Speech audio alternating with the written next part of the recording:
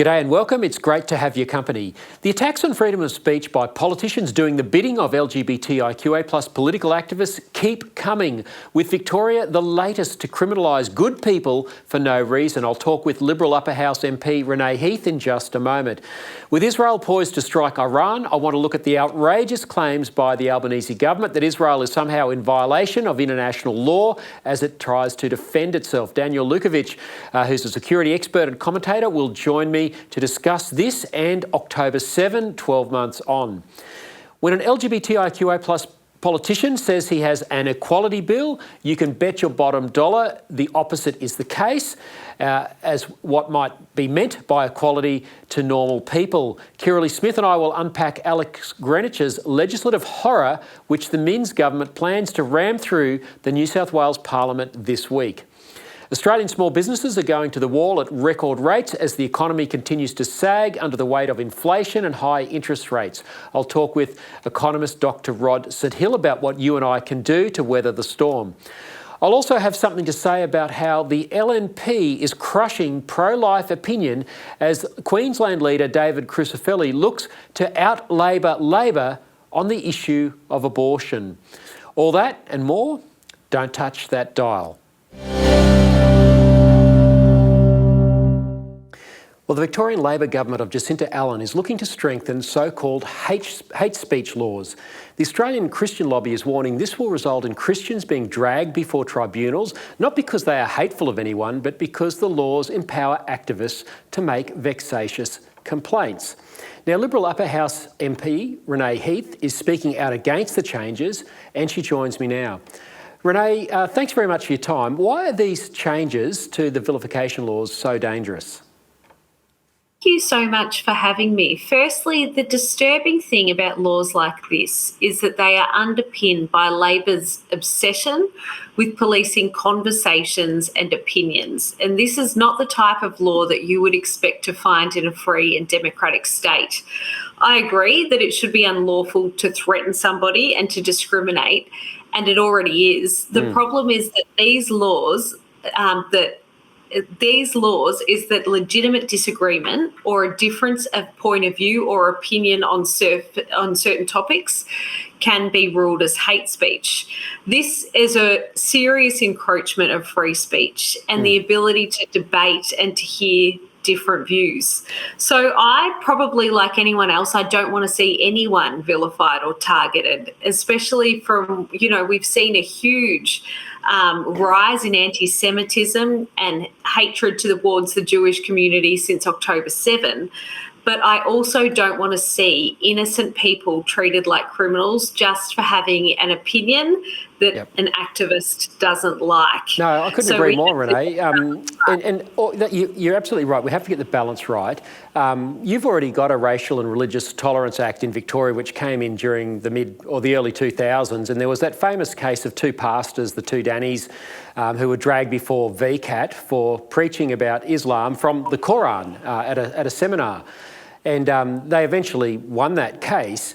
But the irony of that is that you've had people in the streets of Melbourne shouting "from the river to the sea," which is a genocidal slogan, and all sorts of anti-Semitism, as you just said, and yet no one has been charged under the Racial and Religious Tolerance Act, and now they're looking to beef up an act even further when they're not even using existing powers.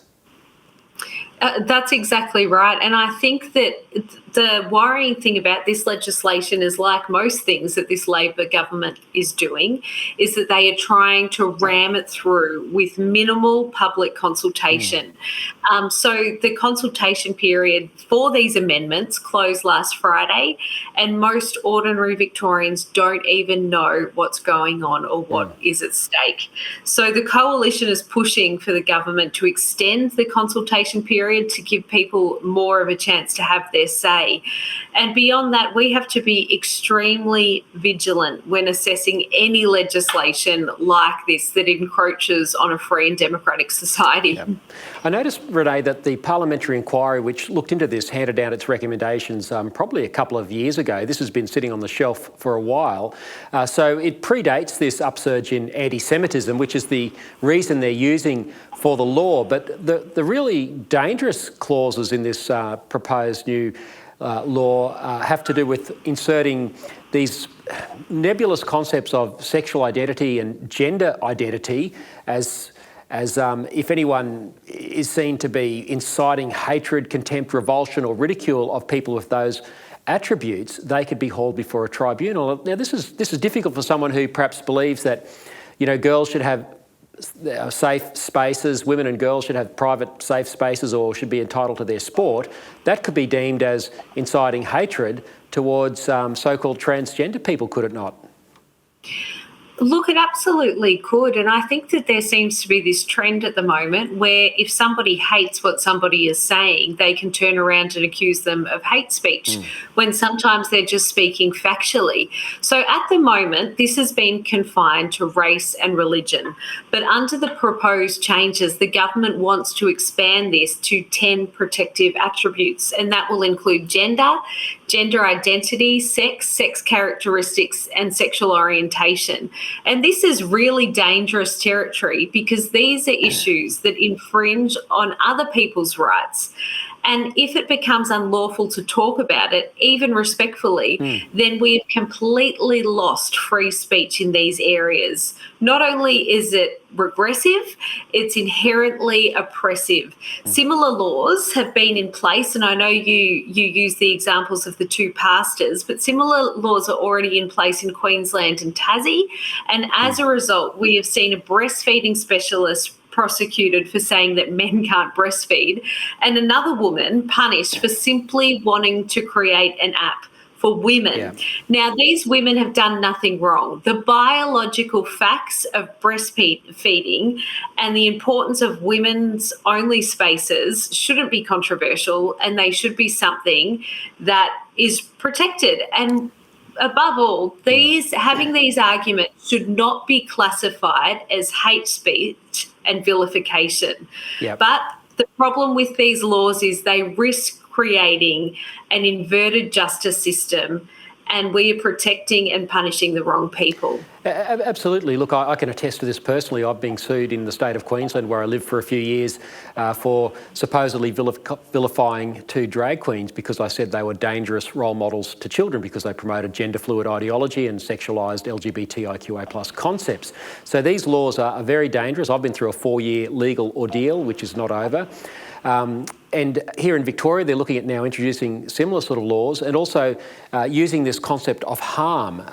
I'm just wondering where that might leave, say, Christian schools, Muslim schools, and even churches and mosques. If they are speaking about, traditional values of marriage and gender, could activists potentially come and say that that sort of preaching or teaching in a school is harmful?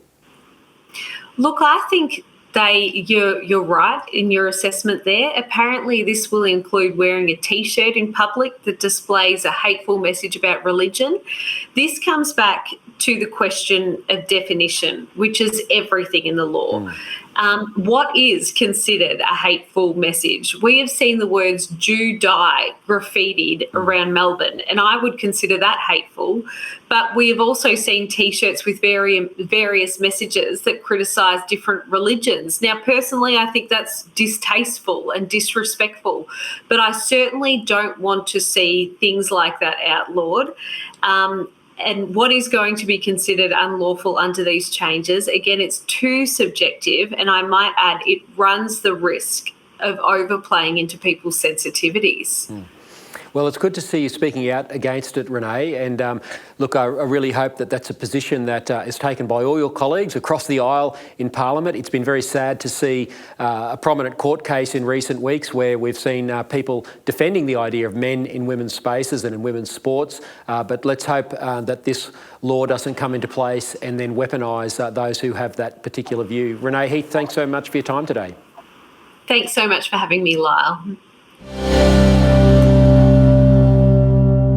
In 2019, before she was pre-selected to represent the Liberal National Party in the seat of Rockhampton, Donna Kirkland posted on social media the following: "Abortion is the greatest human rights abuse of our time." She, of course, is right. How could any humane person watch Queensland midwife Louise Adset's recent testimony to a parliamentary inquiry into late-term abortion and not agree? Just recently, a mother decided to abort her baby at 19 weeks.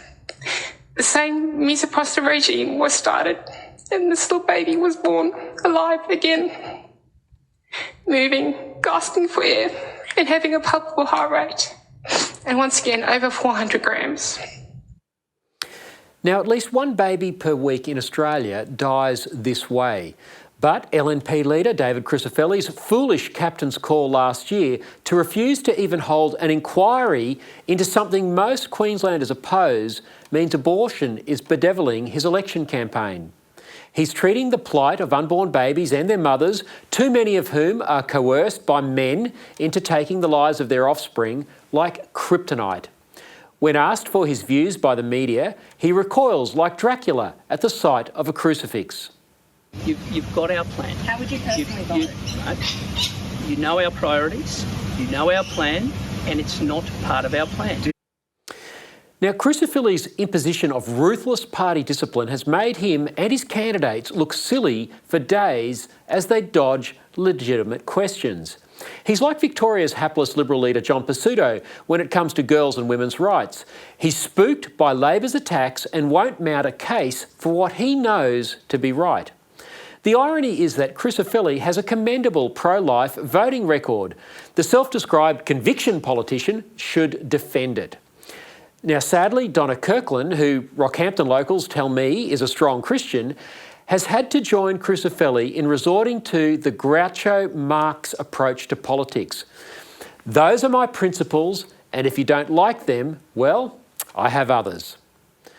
Now, standing next to Crisafulli at a media conference last week, she went from her 2019 principled position to parroting her leader's line. She said, "We've been very clear on this. We've ruled it out," it being protecting unborn babies from being killed in their mother's wombs. Now, I'm sure Donna Kirkland is a good person, but this is a lesson in how the LNP crushes pro-life and pro-family people. Since October last year, Crisafulli and the bullies in head office have muzzled MPs and candidates on the issue of human rights for unborn babies. The LNP is effectively saying if you are a pro-life person, you are only welcome in the party if you agree to support abortion publicly. Now, two courageous LNP MPs, John Krause from the Scenic Rim and Tony Perrott from the Nango, have broken ranks with their leader and said there are problems with Queensland's abortion to birth laws that must be fixed. Both have taken career-limiting interventions in this debate. In my old hometown of Toowoomba, where 4 of Family First's 59 candidates for the October 26 election are running, the local paper quizzed the LNP incumbents and said this: Toowoomba and Lockyer Valley LNP members David Janetsky, Trevor Watts, Pat Weir and Jim McDonald have all promised that abortion laws will not be appealed or amended if their party wins the state election later this month. That was the Toowoomba Chronicle. Now, Toowoomba is full of pro-life people who feel badly let down by these MPs who view social conservatives as their base. Now, the issue is not helped by fake reporting in the metropolitan media. The Australian's Sarah Elks, who is described by that newspaper as a reporter focusing on investigations, interviewed a self-described Labor supporter who is also a young mother. Sunshine Coast mother of 3, Charlie Fooey, told Elks she and her friends are terrified of any restrictions being placed on Queensland's abortion to birth laws. Elks didn't tell her readers that abortion is legal for any reason to birth. They will have to just do their own investigations to find out that piece of information. But this is what Fooey says. She said, "I know multiple people who have had terminations for medical reasons while actively trying to have children." Now, the problem with this and the problem with Elks's reporting is that it's extremely rare that an unborn baby needs to be killed in its mother's womb for a medical reason. Elk should investigate instead of being an activist. These rare cases are hardly justification for Queensland's open slather abortion to birth laws where most mothers and babies are healthy. Similar laws, of course, apply in pretty much every other state in Australia. As former Deputy Prime Minister John Anderson keeps saying, you can't get good public policy out of a bad debate. I'll finish with the hapless David Crisafulli deflecting questions about abortion at a media conference in Townsville. Take a look. Robbie Katter is essentially challenging your MPs to back his bill to change the abortion laws. What is your message to any of your MPs who might be thinking about breaking ranks with you and endorsing a change to abortion laws? It's not part of our plan. What would you tell them if they're thinking about backing this bill? Because I know you say there'll be no change, but there will be a vote. The Katter's priority is recriminalising abortion. Crisafulli went on like that for 38 questions, stonewalling the media's legitimate comments. Queenslanders deserve better. Midwives like Louise Adset, who are dealing with babies born alive after botched abortions, deserve better. Mothers coerced by their boyfriends or others into killing their babies deserve better. Above all, unborn babies deserve better. Well, last week was the anniversary of the October 7 atrocities where young women were raped by Islamic jihadists as they went on a murderous killing and kidnapping spree in southern Israel. Daniel Lewkovitz is a security expert and commentator. He joins me now to discuss this and what Israel should do next to make the nation safe. Daniel, thanks so much for your time. I know you're very well connected with the Jewish community here in Sydney, but first of all, how are they holding up in the wake of what this unchecked anti-Semitism that has engulfed the left of Australia and, of course, our Muslim community over the last 12 months? Well, the Jewish community has basically suffered a triple gut punch this week. The first gut punch was, of course, it's been a year since October 7, since the largest slaughter of Jews since the Holocaust. The second gut punch is that you've got people in Australia now openly and loudly calling for death to the Jews. And on October 9, a year ago, we sat and watched in disbelief as the New South Wales Police Force effectively stood back and did absolutely nothing while people stood on the steps of the Opera House desecrating it by calling for violence toward Jews. And the third gut punch is having dealt with all of that, not being able to mourn their dead, watching demonstrators in the city effectively supporting Hamas and Hezbollah, is that a handful of members of the Jewish community actually went to the Opera House on the 9th of October to cleanse it, to reclaim it. And when they got there, they found a whole lot of police waiting for them to ensure that they couldn't do that. So we once again have a situation where there are places in Sydney that Jews can't go. And simultaneously, we have Jewish businesses in Sydney that are actually being defaced and attacked for no other reason than being Jewish. And it's really not a good time to be a Jew in Australia. And that's a real shame because the Jewish community has been very good to Australia. Australia has been very good to the Jewish community. And I think we're really at a pivotal point in our nation's development where we have to decide what do we want this country to look like going forward. And I'm very concerned that the government are not making good decisions in that regard. I couldn't agree more, Daniel. I've been appalled with what's happened over the last 12 months. It's been a big wake-up call. I've been amazed that the imams in Western Sydney in particular seem to be supporting Hamas and have allowed hate preachers in their mosques. And, of course, a terrorist organisation holding a protest last week, Hizbut al-Tahrir, on the steps of Lakemba Mosque. Imagine if St Mary's Cathedral held a protest run by a terrorist organisation. It's just unbelievable. I guess one of the other things, this might be a fourth gut punch, Daniel. A headline in the Australian newspaper caught my attention last week. Jason Clare, the Education Minister, saying that Israel was breaching international law by bombing hospitals. I think we've got a grab of his comments on ABC 24. Every country has a right to defend itself, but it also needs to comply with international law. Is Israel complying with international law? Well, the bombing of schools and the bombing of hospitals, I think, are not complying with international law. Now, he's dead wrong on this, isn't he? And the average punter looking at this might think how terrible of Israel to be bombing hospitals and schools, but it's not what it seems, is it? Well, Jason Clare has basically fallen head first into a trap that was set for him by both Hamas and Hezbollah, who are specifically using human shields on this basis. Now, you don't need to be an international law expert, and I'm not, to be familiar with the concept that as soon as a hospital or a school or a private home is being used as a military outpost, that is, it's storing ammunition, it's being used as a base to launch attacks, it's being used as military headquarters, it stops being a civilian target. And, you know, the problem is a lie can be around the world 3 or 4 times before the truth has got a chance to put its trousers on. So, of course, we will hear every time a hospital, does get attacked, and it does happen.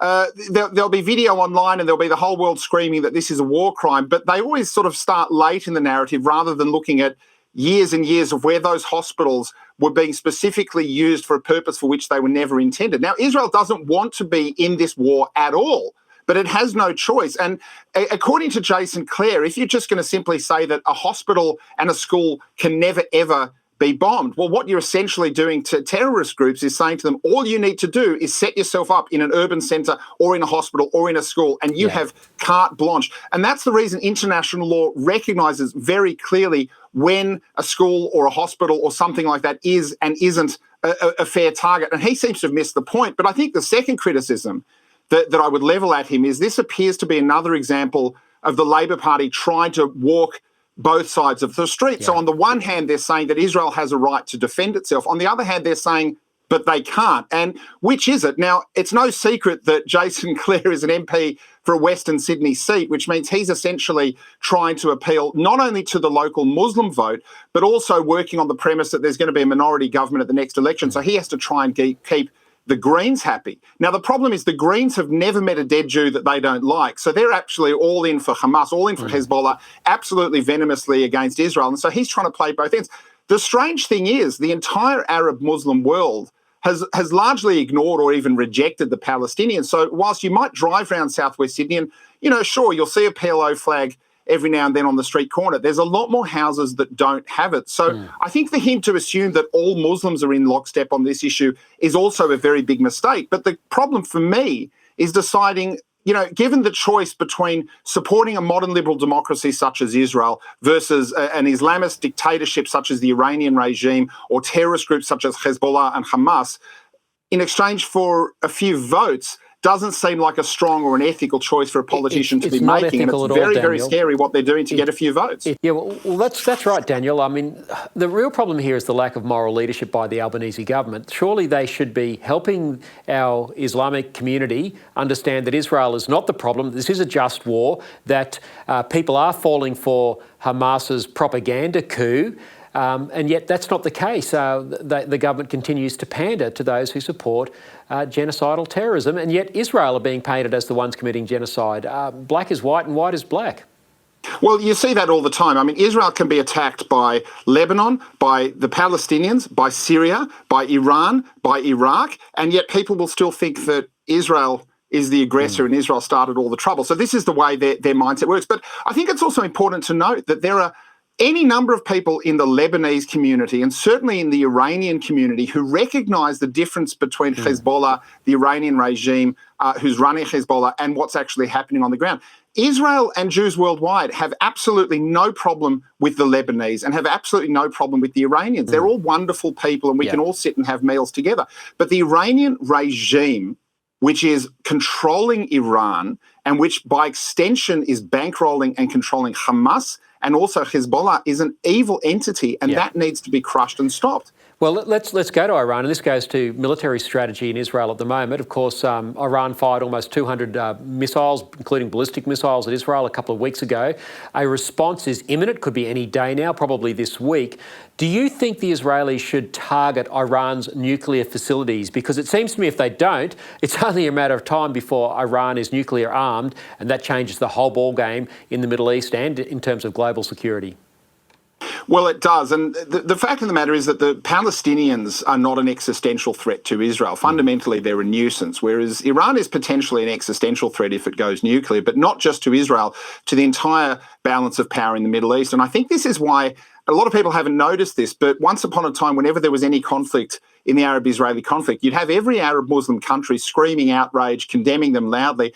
That's not happening this time because I think what's happened is a lot of countries in the Middle East, certainly the UAE, potentially even Saudi Arabia, have realised which is a productive, useful society and which one isn't. And so they're actually keeping quite quiet because I think they realise that if Iran goes nuclear or Iran's power increases, and certainly while you have weakness coming out of the White House in the US, they know who they'd rather have in their corner. They'd rather have America and Israel in their corner rather than a bunch of tin pot Arab countries that haven't won a war that they've ever started in their life. So this is having a real strategic change of power. And I think it's also why the Islamist groups now, whether that's the Iranian regime or whether that's Hezbollah or Hamas, are relying very much on completely clueless useful idiots in the West to push their propaganda barrow, because there are things that, a bloke that drives a taxi in Lebanon or a bloke that sells vegetables in Gaza knows about who's running the joint that outspoken inner city activists in Australia have absolutely no idea about, because they all went to the Instagram School of Middle Eastern Affairs and they don't know anything about what they're discussing. They just keep repeating slogans again and again, believing that's the truth and thinking that if you say the same lie over and over again, it becomes the truth. Well, I think Israel will be doing a service to the world if they can strike those nuclear facilities and strike Iran so hard that it causes the mullahs to fall over and for that regime to topple. Just one final thing, Daniel, before you go. Since 1978, UNIFIL, the United Nations International Force in Lebanon, their job is supposed to have been to stop the militarisation of southern Lebanon. How well have they gone with that? Well, I imagine there's probably viewers now going, UNIFIL, I've never heard of them. And you'd be right. And if you ever went on a tour of northern Israel and you stood at the border of Lebanon and you saw people walking around in blue helmets and you thought, who are they? Again, you'd be right. This was a United Nations interim force in Lebanon, UNIFIL, which was specifically started by the UN to stop the militarisation of the south of Lebanon. And they haven't done a damned thing, which is why Israel now is not only under threat of Hezbollah rocket launchers that were put in the south of Lebanon right under the nose of UNIFIL, but they're also going from house to house. They're finding tunnels under there. They're finding weapons dumps. And these are not toy rockets. This is really serious armament that they're finding there. And you have to ask the question, what the hell has the United Nations been doing? I mean, this is an organisation that is constantly wagging its finger at Israel. They need to start either doing their own job before they do that, or Australia needs to start asking a very simple question, which is why are we involved with such a completely useless organisation? Whether it was UNRWA in Gaza, which was essentially paying the salaries of terrorists with Australian money, I might add, that Penny Wong sent, or whether it's UNIFIL in Lebanon, who've been sitting around drinking tea and twiddling their thumbs since the 70s instead of doing their job. We're all paying for that and it's achieving very little. And unfortunately, once again, Israel's having to clean up the mess that was made by others. And it's not Israel's job to do that. Israel didn't want this war. Israel shouldn't have to go to this war. There should be peace in the Middle East. Gaza could have been turned into Singapore or Dubai or a thriving economy. Instead, they chose murdering Jews. Lebanon could have a functioning government. It could be the Paris of the Middle East once again. Instead, it's got Hezbollah running the joint. They're all paying for it. And unfortunately, we have useful idiots in the West who think that that's Israel's fault. Yeah, well, if Israel don't win this war and if they don't strike Iran and cut the head off the terrorist snake, where this is going to continue to be a global problem, not just for Israel. They're fighting a war on behalf of Western civilization. Daniel, thank you so much for that analysis today. Really appreciate your time. Thanks, Lyle. Well, it's time for Gender Reveal with Binary's Kirralie Smith. Kirralie, I thought this trolling of Nike by a rival brand was masterful. Let's take a look. Dear Nike. Dear Nike. Dear Nike. Why won't you stand up for me? Why won't you stand up for me? Why won't you? Why do you claim to support women and girls? Yet when we need you most, you remain silent. Today, males are claiming our identity, our sports, our spaces. Men and boys are stealing opportunities, medals, trophies, and our future. It is not fair or just. In fact, it's often dangerous. Yet you refuse to use your platform to stand up. You say you're for social justice and progress. So why do you allow men's rights to come before ours? See, with a big platform comes an even bigger responsibility. You have a chance to do the right thing, not just do the easy thing. So we're asking you, Nike. So we're asking you, Nike. So we're asking you, Nike. As the biggest voice in all of sports. Will you stand up for me? Will you stand up for me? Will you stand up for me? Will you stand up for me? Will you? Will you? Will you just do it?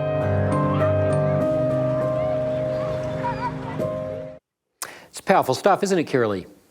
Yeah, utterly brilliant, to the point, and unarguable. Like, it's just a really clear, simple message that women and girls need major corporations and governments, mind you, to stand up for us. We are the more vulnerable in society. We have been, had a much harder time with our sex-based rights. And I think it's absolutely brilliant that this organisation is putting Nike on the spot and asking them why won't they stand up for women and girls. They all of them spruik that they are for women, but when push comes to shove, they're not for women at all, and they will erase us for the sake of men who wish that they were women. Yeah, more of this sort of creative. It's a shame that Chris Minns, the New South Wales Premier, couldn't see that, because this is a huge week in New South Wales politics, with the state the latest to allow so-called gender self-ID laws, and Premier Chris Minns has thrown his support behind it. He's told the Sydney Morning Herald last week, quote, "I don't know why we'd be demanding of people that they have irreversible life-changing surgery in order to change a government document in relation to their gender, particularly when you consider that they can go to the passport office and change it immediately." Kirralie, this is just crazy stuff from Chris Minns, isn't it? Oh, absolutely. I don't know how he can't hear his own idiocy. He is admitting that it's life-changing, irreversible. These sort of surgeries are really serious things. And if someone's claiming to change their sex, which they can't do it by changing their name on a document. They can't do it through these surgeries. In fact, they can't do it full stop, yet the government wants to throw their full support by allowing males to self-identify in female spaces and vice versa. However, females are not a threat to men in those spaces.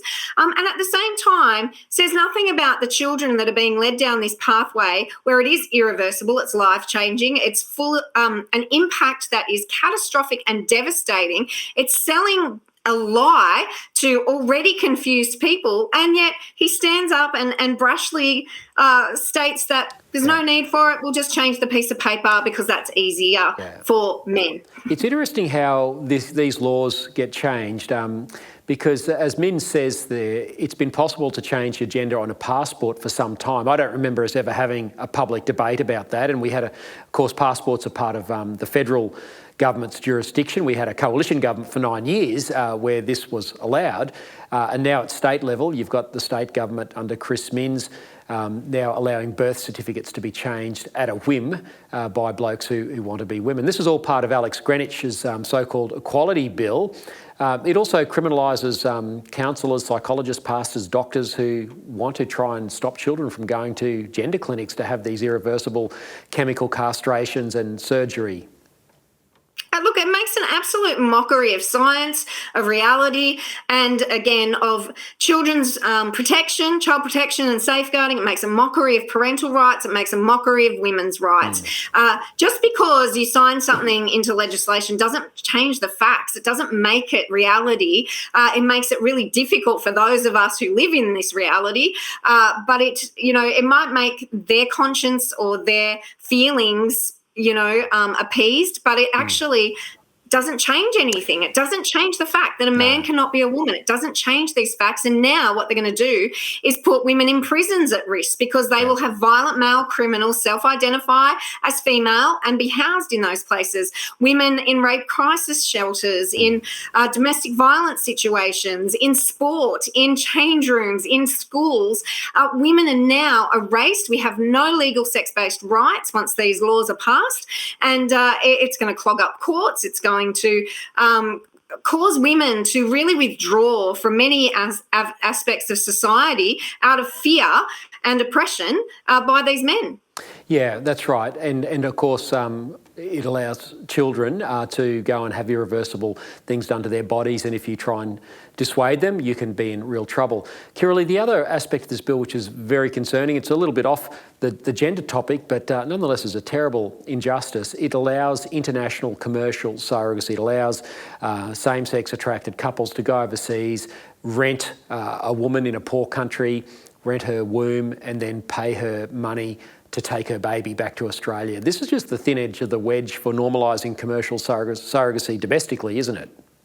Yeah, well, let's call it what it is. It's human trafficking. Yeah. It's buying and selling human babies, and that is unacceptable. I don't understand how, as a culture, that we can, stand up and say slavery is wrong, human trafficking is wrong, but go and buy and sell babies and rent women's wombs. It's utterly disgusting. It's child abuse, and it needs to be called out for what it is. Yeah, this has all been driven by, of course, Alex Greenwich, one of the leaders of the same-sex marriage campaign, and this is obviously unfinished business from the same-sex marriage campaign, so that two blokes can get the benefits of so-called marriage equality by buying babies and renting women's wombs. It's utterly despicable. It's a dangerous piece of legislation, and of course it's being rushed through the New South Wales Parliament this week, and there's no defence being put up by the Liberals. Kirralie, while there's weak leadership here in Australia, it's 3 weeks to the US presidential election, and Donald Trump continues to hold campaign rallies. He held one in California yesterday. Let's take a look at what he said. We will get critical race theory and transgender insanity the hell out of our school. Kirralie, why can't Peter Dutton or Anthony Albanese or Chris Minns or any other state premier say what Donald Trump just said? Oh, because they're gutless wonders. They're afraid of the truth. They think that the media runs this country and that the media is accurate when it comes to reflecting Australians' views, which it doesn't. I think that if any of them came out and said the same thing, they would be overwhelmed by support of the Australian public, because it's fact-based, it's science-based, it's history-based, it's truth, it's reality, and there's nothing to fear in speaking the truth. That's right. Whatever you think of Donald Trump, he's speaking the truth when it comes to gender and protecting girls and women.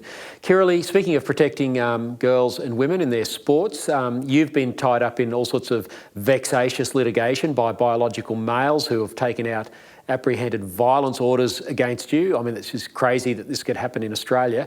You've got an update on one of your court cases. Yeah, that's right. So there were 3 applications for these violence orders against me.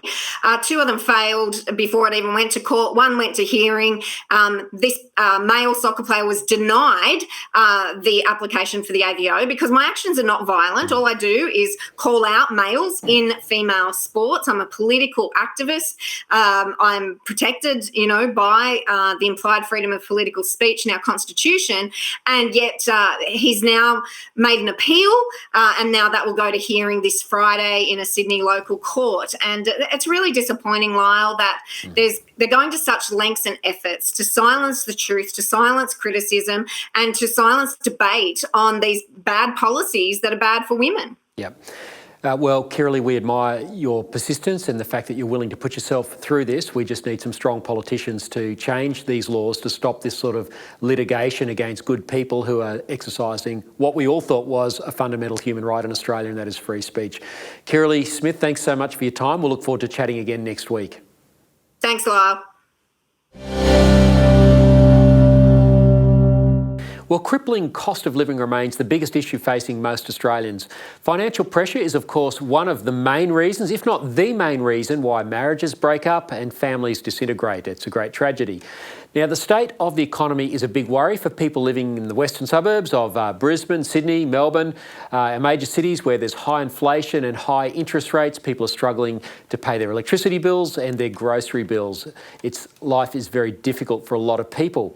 Joining me now to discuss this is economist Dr. Rod St Hill. Rod, thanks so much for your time. Last week it was reported that company insolvencies have hit record highs with over 6,600 businesses going to the wall in just the last 6 months. What does this tell us about the state of the Australian economy? Well, look, I think it tells us in particular that the small and medium enterprises that we rely on so heavily are really doing it tough. They came out of COVID, I think, financially weak. And then since COVID, of course, they've had to cope with very high increases in their costs, not only of labour but of materials as well. And they're coping with higher energy costs. So it's pretty difficult, for example, to run a small restaurant. It's difficult to run most small businesses now.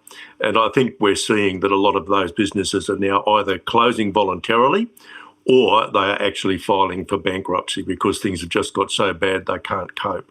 But Rod, the government tells us it's providing cost of living relief, not just to householders, but also there's been some electricity rebates for small businesses.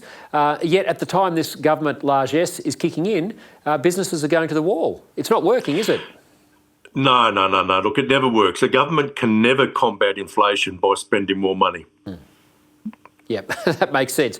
Well, Treasurer Jim Chalmers was on the news recently telling us that he's banking surpluses. There was a mid-year budget update recently. He says there's money that he's putting aside to retire debt. Should we all share his sunny disposition at the state of the nation's finances?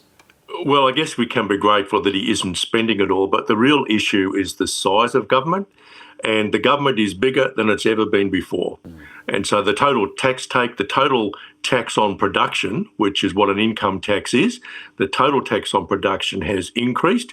He's banking some of that, which I suppose is a good thing because he's not spending it. But the real issue, as I said, is the size of government. It's becoming really intrusive and it's creating inflation. That's right. There's tens of thousands of more public servants since the Albanese government came to office. And of course, that national debt is nudging $1 trillion. Rod, the only sort of economic reform we hear about seems to be around negative gearing. Left-wing politicians, the Greens, Labor, are always saying we need to abolish negative gearing. A Treasury paper was done a couple of weeks ago. It was run up the flagpole. Albanese quickly denied that it was government policy, but clearly it's something the left is always pushing for. They say that it would solve the housing price crisis, but how so, given that people who have investment properties are actually helping supply housing and rental accommodation? Well, the politicians cleverly don't tell us exactly how that would increase the housing stock, and of course it won't. And look, having an investment house is just a business decision. It's like any other business decision. And if you do happen to lose money on it, then you can write it off against other income. It's a principle in taxation that we've had for a long, long time, and I don't think we should disturb it. And of course, there are plenty of people who own rental properties who are positively geared. So they are paying taxes on it. It's a furphy and it won't do anything to improve the situation for renters. It's really just the politics of envy, isn't it? Oh, look, I think that's what it is. I think it's the old class warfare rearing its head because, frankly, the government hasn't got any good policies that it can share with us. So we're going into an election year, probably early next year. The parliamentary calendar includes a March budget.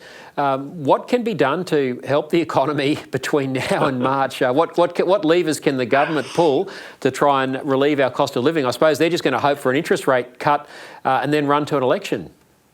Well, I'm sure they will be hoping for an interest rate cut, and everybody is. But the Reserve Bank, I believe, is maintaining a fairly conservative approach to interest rates. And I think they're reluctant to have volatile interest rates. So they move as seldom as possible. And therefore, I think we're stuck with relatively high interest rates for a little bit longer. I don't know whether we will get a rate cut between now and an election around, say, May or June of next year. Do you think the economy is in such a state that it would be better for the Reserve Bank to keep interest rates on hold? Look, the difficulty the Reserve Bank has is that it's got a government that is creating inflation and it is supposed to be keeping inflation below the agreed target. And the only instrument it has is interest rates. And so where there are inflationary indicators in the economy, and this is particularly the case with, say, the cost of materials, the Reserve Bank will be reluctant to reduce rates for fear that it will soon have to increase them again. So my impression of the Reserve Bank over many, many years is it has a preference for low and stable interest rates, but when it can't have low interest rates, it prefers stable interest rates. So Rod, what would your advice be to householders who are doing it tough, knowing that there's these forces that are out of their control? There's the government spending, which is out of control. There's the Reserve Bank, which is trying to counter the harm the government's doing to the economy. What can householders do to try and weather the storm? Look, it's really, really tough. I know in my own household, which is just the two of us, we are far, far more careful now in making travel plans, for example. We try not to travel too much, so we do 2 or 3 jobs in the one trip. We're becoming quite miserly with our grocery shopping and so on, careful with our energy costs. I think it's one of those times when we've got to be, as it were, money pinchers. It's very, very difficult. It's very difficult for renters. It's very difficult for people who have recently taken out a variable rate mortgage. All I could suggest is do the very, very best you can to hang in there. Postpone as much expenditure as you possibly can. Interest rates will come down, but not straight away. I think it'll probably take another 6 months or so before we begin to see interest rates falling. Well, Dr. Rodston-Hill, always appreciate your analysis and your economic advice. Thanks for your time today. You're very welcome, Lyle. Very welcome indeed. Well, thanks so much for your company. This Saturday is the ACT Legislative Assembly elections in Canberra. Family First has 11 candidates running, including Elizabeth Kickett, a sitting MLA who was booted from the Liberal Party for her pro-family views. And in 2 weeks, it's Queensland's turn, and we have 59 candidates running there. It's so important that the values of family, faith, freedom and life are on the ballot, and I salute all the people who have put up their hand to run for the party. It takes courage in an age of cancel culture and woke ideology to stand up for mum, dad and the kids and for the pro-life message. Now keep up to date with what is going on by following me on X at Lyle Shelton and by visiting the Family First Party Australia website where there is regular updated political commentary, familyfirstparty.org.au. Don't forget to make ADH TV your home of uncensored and common sense news and analysis. Until next week, keep pushing back and keep speaking up.